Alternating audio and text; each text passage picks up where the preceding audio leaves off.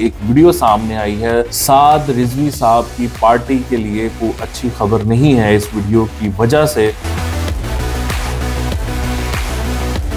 इस वीडियो में 5 मुसल्लह अफराद खड़े हैं और जो साहब बात कर रहे हैं वो अपना नाम मोहम्मद हसनैन रिजवी बता रहे हैं और वो कह रहे हैं कि मेरा जो साद रिजवी साहब की पार्टी है उससे अरसा दराज का एक ताल्लुक है। और फिर वो बयान करते हैं कि हमारे साथ ज्यादती हुई, हम फ़लस्तीन के लिए निकले थे, हम पहले भी निकले तो हम पे तेज़ाब फेंका कि अब हम निकले पीसफुल मार्च, वो कह रहे हैं हम कर रहे थे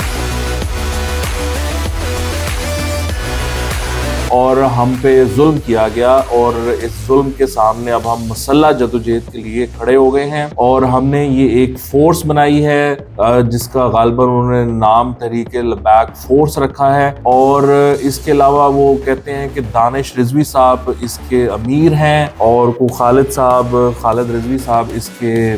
तर्जमान हैं। अब मसला ये है कि ये जो साहब हैं जिन्होंने मोहम्मद हसनैन रिजवी साहब जिन्होंने ये सारी बयान किया और वो वेलकम कर रहे हैं, इनवाइट कर रहे हैं साद रिजवी की पार्टी के लोगों को कि वो उनको ज्वाइन करें, तो जाहिर बात है कि this is a very dangerous situation. और इस पे जो सिक्योरिटी एस्टैब्लिशमेंट है, जो पुलिस है, उनके सिविल जो इंटेलिजेंस के इदारे हैं, उन्होंने तो इस पे काम शुरू कर दिया है। वो इसको ट्रैक करेंगे ये हसनैन रिजवी को और वो जाहिर बात है ये पकड़े जाएंगे सूनर और लेटर और इनसे पूछेंगे कि भैया ये तुम किस चक्कर में चल पड़े हो।